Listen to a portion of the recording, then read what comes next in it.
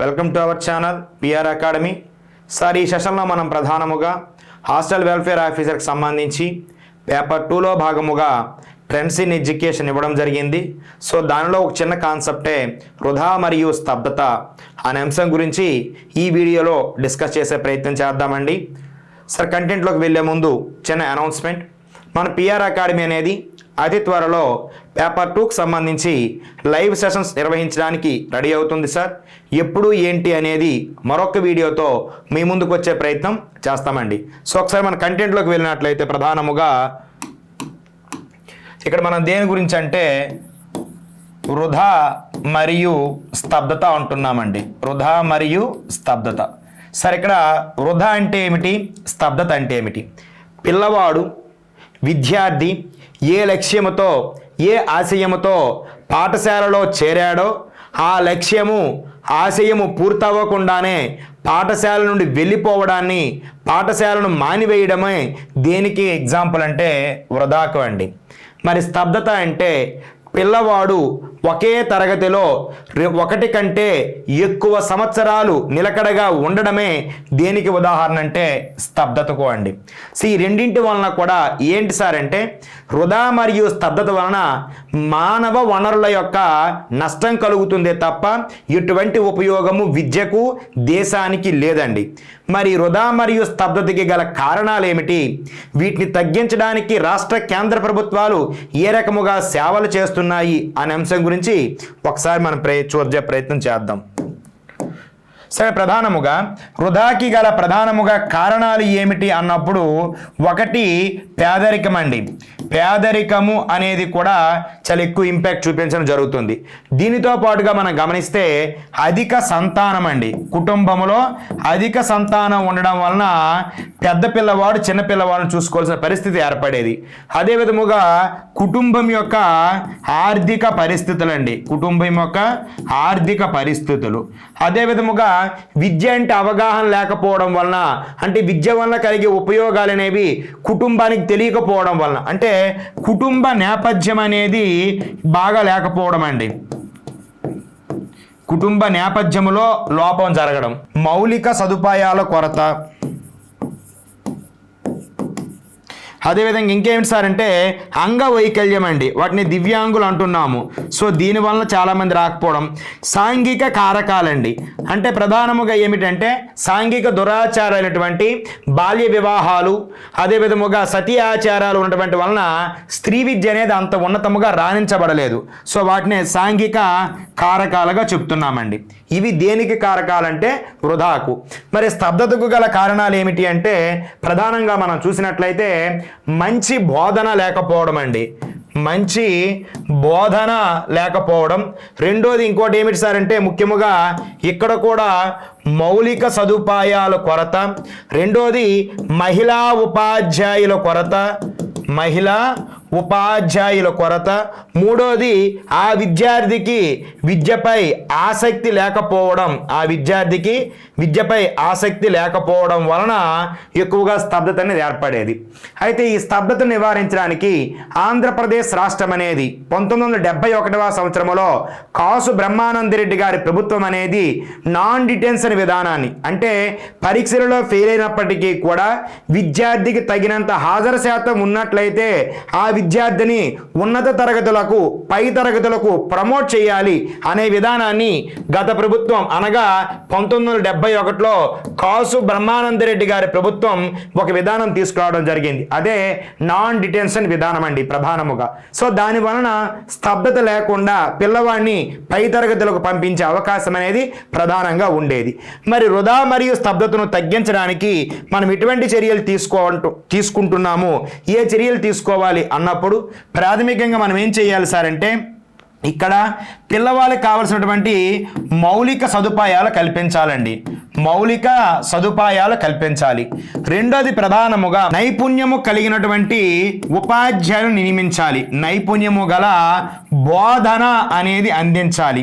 అదే విధముగా విద్య వలన కలిగే ఉపయోగాలు ఏంటో అవగాహన చెయ్యాలండి. మనం ఒక అవగాహన కార్యక్రమాల ద్వారా విద్య చదువుకుంటే మనకు కలిగే బెనిఫిట్స్ ఏంటి అనేది పిల్లవాళ్ళకి కల్పించాలండి.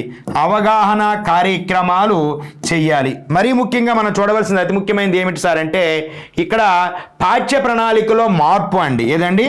పాఠ్య ప్రణాళికల్లో మార్పు అంటే ఒకప్పుడు విద్యా వ్యవస్థ అనేది గురు కేంద్రంగా ఉండేది కాబట్టి కొంత ఇబ్బంది కలిగించేది. కానీ ప్రస్తుతం శిశు కేంద్రీకృతంగా మార్పులు చేస్తున్నాం. దానివల్ల కలిగే ఉపయోగాలు ఏంటో మనం చెప్తూ ఉండాలి. మోస్ట్ ఇంపార్టెంట్ ఏమిటంటే ఎవరైతే విద్యలో వెనకబడుతున్నారో వాళ్ళందరికీ కూడా మనము పరిహార విద్యను అందించాలండి. పరిహార విద్యను అంటే పాఠశాల అయిపోయిన తర్వాత వాళ్ళు వెనకబడిన రంగంలో ఎందుకు వెనకబడుతున్నామో తెలుసుకొని దాన్ని రెక్టిఫై చేసే రెమీడియల్ టీచింగ్ అనేది మనం అందించాలండి. మరీ ముఖ్యంగా ఏం చేయాలంటే మహిళా ఉపాధ్యాయులను నియమించాలండి. మహిళా ఉపాధ్యాయులను నియమించాలి. అదేవిధంగా బాలల హక్కులను వారికి తెలియజేయాలండి. వాళ్ళకు ఉన్నటువంటి రైట్స్ ఏమిటి, వాళ్ళ డ్యూటీస్ ఏమిటి అనేది మనం తెలియజేసినట్లయితే చాలా మేరకు సక్సెస్ అయ్యే అవకాశం ఉంటుందండి. మరి వృధా మరియు స్తబ్దత గురించి మనకు చెప్పినటువంటి కమిటీలు ఏమిటి అన్నప్పుడు ప్రాథమిక తరగతుల వరకు ప్రాథమిక స్థాయిలో వృధా మరియు స్తబ్దత ఎక్కువగా ఉందని చెప్పినటువంటి కమిటీ ఏది అంటే హార్టాగ్ కమిటీ అండి. 1929లో వచ్చింది. సరే, వాస్తవానికి భారతదేశంలో ప్రాథమిక విద్యలోనైనా లేదా భారతదేశంలో వృధా మరియు స్తబ్దత గురించి చెప్పినటువంటి తొలి కమిషన్ ఏమిటి అంటే హార్టాగ్ కమిటీ అండి. రెండు మనం గమనించినట్లయితే ముఖ్యంగా వృధా మరియు స్తబ్దతలో ఎక్కువగా స్త్రీలే ఉన్నారు, వారిని రాణించాలి అని చెప్పేసి స్త్రీ విద్యా కమిషన్ అయినటువంటిది దుర్గాబాయ్ దేశ్ముఖ్ కమిటీ. దుర్గాబాయ్ దేశ్ముఖ్ కమిటీ. ఈ కమిటీ ఎప్పుడు వచ్చిందంటే 57-59లో వచ్చింది సార్. ఈమె కూడా స్త్రీ విద్యకు కలుగుతున్న అవాంతరాలను అవరోధాలను నిర్మూలించడానికి ఈమె కొన్ని సూచనలు చేసింది. ప్రాథమిక ఉన్నత స్థాయిలో కూడా వృధా మరియు స్తబ్దత గురించి చెప్పి వృధా మరియు స్తబ్దతని మనం క్లియర్ చేసినట్లయితే విద్యా సార్వత్రీకరణ సాధ్యమవుతుంది అని చెప్పినటువంటి కమిషన్ ఏమిటి అంటే కొఠారి కమిషన్ అండి. 1964-66 అండి. ఓకే సార్, ఇది మనకి ఒక వృధా మరియు స్తబ్దత అనే అంశానికి సంబంధించి ఏ కమిటీలు చెప్పే అనేది కూడా మాట్లాడడం జరిగింది. మరి గతంలో వీటిపై ఏ రకముగా బిట్లు అడిగాడు అనేది ఒకసారి చూసే ప్రయత్నం చేద్దామండి. ప్రధానంగా గమనిస్తే వృధా మరియు స్తబ్దత ఎక్కువగా కనిపించే స్థాయి ఏది అంటున్నాడండి. పిల్లవాడు ఎక్కడ ఎక్కువగా బడిమాని వేస్తున్నాడు? ఉన్నత స్థాయిలోనా, ప్రాథమిక విద్యలోనా, విశ్వవిద్యాలయ విద్య, సాంకేతిక విద్య? మనం గమనించినట్లయితే పిల్లలు ఎక్కువగా బడి మానేసేది, డ్రాప్ అవుట్స్ ఎక్కువగా ఉండే స్థాయి ఏది అంటే ప్రాథమిక విద్య అండి. Option B is the right answer. మనకు హార్టాగ్ కూడా అదే చెప్పాడు, ప్రాథమిక విద్యలోనే ఎక్కువగా లోపాలు ఉన్నాయని చెప్పేసి. 2, క్రింది వాటిలో వృధాకు కారణం కానిది ఏది అంటున్నాడండి. ఏ ఎలిమెంట్ కాదు అంటున్నాడు. పేదరికమా, బాలకార్మిక వ్యవస్థన, మంచి బోధనన, తల్లిదండ్రుల నిరక్షరాస్యత? మనం గమనించినట్లయితే పేదరికము, బాలకార్మిక వ్యవస్థ, తల్లిదండ్రులు నిరక్షరాస్యులు అవ్వడం వలనే భారతదేశంలో వృధా మరియు స్తబ్దత అనేవి ఉన్నాయండి. మంచి బోధన ఉన్నట్లయితే తప్పనిసరిగా పిల్లవాడు పాఠశాలకు వస్తాడు, తప్పనిసరిగా వాడు పాస్ అయ్యి ముందు తరగతికి వెళ్ళే అవకాశం ఉంటుంది. కానిది ఏది అన్నాడు కాబట్టి option C is the right answer అండి. నెక్స్ట్ మనం గమనిస్తే వృధా వల్ల ఎక్కువగా ప్రభావితమయ్యేది ఏది అంటున్నాడండి. అంటే ఈ వృధా వలన పిల్లవాడు డ్రాప్ అవుట్స్ అయిపోయినట్లయితే, పిల్లవాడు స్కూల్కి రాకపోతే ఏమి నష్టపోతాం ఈ క్రింది వనరులు అంటే విద్యా సార్వత్రికీకరణ అనేది. అంటే మొత్తం దేశమంతా విద్యావంతులు అవ్వాలి అనే లక్ష్యం అనేది నెరవేరదండి. ఎందుకు? పిల్లవాడు ప్రాథమిక స్థాయిలోనే పాఠశాలకు రావట్లేదు కాబట్టి ఇది సాధ్యపడదు. విద్యా సార్వత్రికీకరణకు గండి పడుతుంది అన్నమాట. నెక్స్ట్ మనం గమనించినట్లయితే వృధా మరియు స్తబ్దతను తగ్గించడం ద్వారా విద్యా సార్వత్రికీకరణ సాధ్యమవుతుంది, విద్యా సార్వత్రికీకరణ సాధ్యమవుతుంది అని సూచించిన కమిషన్ ఏమిటి అన్నాడు sir. Option A Radhakrishnan commission, option B Mudaliar commission, option C Kothari commission, option D Hunter commission. So ఇక్కడ మనం పరిశీలించినట్లయితే రాధాకృష్ణన్ కమిషన్ ఎప్పుడు వచ్చిందంటే 1948-49 అండి. సో మొదలయార్ కమిషన్ 52-53 అండి, 1952-53. కొఠారి 1964-66 సార్. హంటర్ కమిషన్ 1882 అండి. భారతదేశంలో తొలి విద్యా కమిషన్ ఏది అంటే హంటర్ కమిషన్ అండి. భారతదేశంలో తొలి జాతీయ విద్యా కమిషన్ ఏది అంటే కొఠారి కమిషన్ అండి. Okay sir. సెకండరీ విద్యపై సలహాలు ఇచ్చిన కమిషన్ ఏదంటే మొదలయార్ కమిషన్ అండి. విశ్వవిద్యాలయాలపై ఇచ్చినటువంటిది ఏది అంటే రాధాకృష్ణన్ కమిషన్ అండి. కానీ మనకేం అడుగుతున్నారు సార్ ప్రధానంగా అంటే విద్యా సార్వత్రికీకరణ గురించి చెప్పినటువంటిది ఏది అంటే కొఠారి. ఎందుకు? ప్రాథమిక విద్యతో పాటుగా ఉన్నత విద్యలో కూడా వృధా మరియు స్తబ్దతను ఎలా ఉంది, ఎందుకు ఉందనే అంశాన్ని చెప్పిన కమిషన్ ఏది అంటే కొఠారి కాబట్టి. ఓకేనండి.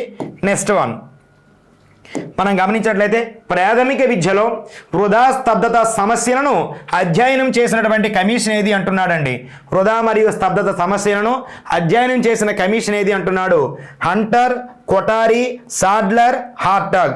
సరే మనం గమనించినట్లయితే సాడ్లర్ కమిషన్ అనేది 1917లో నియమించడం జరిగింది. దీనినే కలకత్తా కమిషన్ కూడా చెప్తామండి. లీడ్స్ విశ్వవిద్యాలయానికి చెందినటువంటి ఆ యొక్క సాడ్లర్ అనే వ్యక్తి రావడం జరిగింది. Hartog committee 1929, Kothari 64-66, Hunter 82. So ఇక్కడ ప్రాథమిక విద్యలో అన్నాడు కాబట్టి option D is the right answer అండి, హార్టాగ్ కమిటీ. Okay sir. ఓకేనండి. Thank you one and all.